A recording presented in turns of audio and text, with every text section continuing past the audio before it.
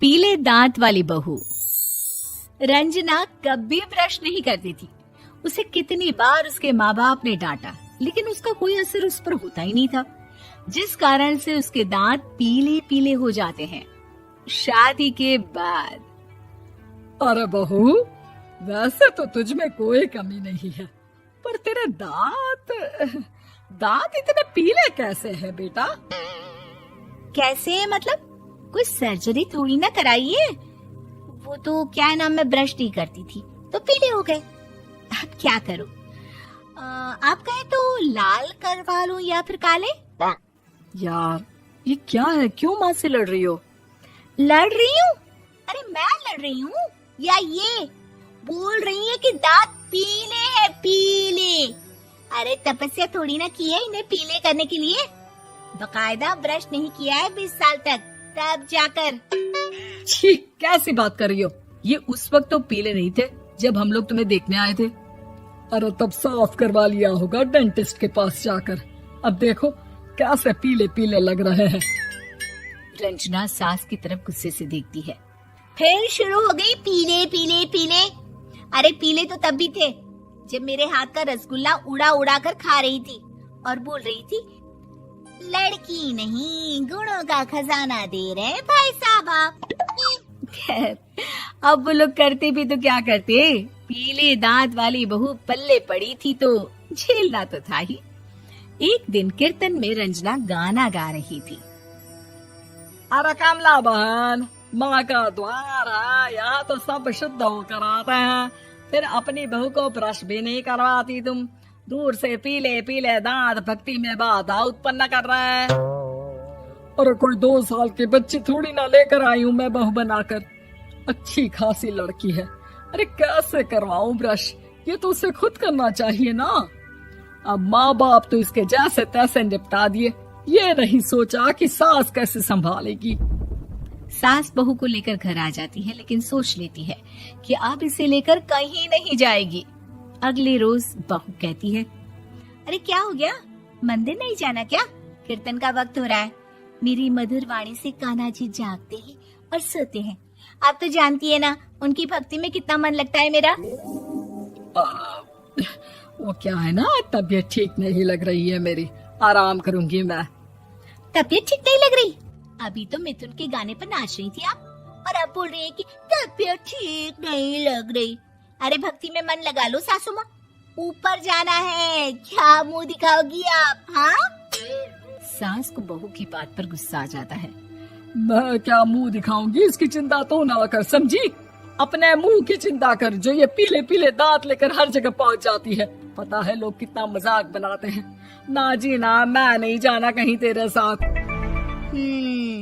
तो ये बात है, कोई ना, मत जाओ, मैं अपने कमरे में ही बैठकर भक्ति कर लूंगी। ऊपर वाला दांत थोड़ी ना देखता है, मन देखता है, भावना देखता है। और अरे बस बस, तू सब कुछ दिखा, बस ये सफेद चमकदार दांत ना दिखाना किसी को, है? जा यहाँ से। बहू को सास की बात का कोई फर्क नहीं पड़ता, वो तो जैसी थी वैसी ही रह जाती है। सुबह नहाकर किचन में खाना बनाना, फिर खाना खाना, कीर्तन भजन करना और सो जाना। एक दिन, माँ जी मैं सहेली के घर जा रही हूँ, शाम को लेट आऊंगी। हाँ हाँ तो जाना, मैंने कौन सा तेरी आरती करनी है घर पर बैठकर। रंजना सहेली के घर जाती है, जहाँ वो पार्टी में जाने की तैयारी कर रही होती है। अरे शिखा, कहाँ जाने की तैयारी कर रही है? मैं गलत वक्त पर आ गई क्या? अरे नहीं यार, उल्टा सही वक्त पर आ गया। मैंने ये साड़ी और ज्वेलरी निकाली है यार, शाम को इनके ऑफिस की एक पार्टी में जाना है। बताना कैसा लग रहा है ये सब? नहीं यार, इस ड्रेस के साथ तो वो वाली ज्वेलरी अच्छी लगेगी। हाँ हाँ सही बोल रही है, मैंने ध्यान ही नहीं दिया। वैसे तो हमेशा से मस्त फैशन सेंस रखती है। तो बड़ा जाती होगी ना पति के साथ पार्टी में। रंजना कुछ नहीं बोलती, बस सोचती है कि यार काश ये बात सही हो जाती, पर मैं क्यों नहीं जाती पार्टी में? क्या इन लोगों की कोई पार्टी होती नहीं होगी? रंजना घर आती है और रात में पति से सवाल करती है, एक बात बताइए, आप मुझे किसी पार्टी में क्यों नहीं ले जाते?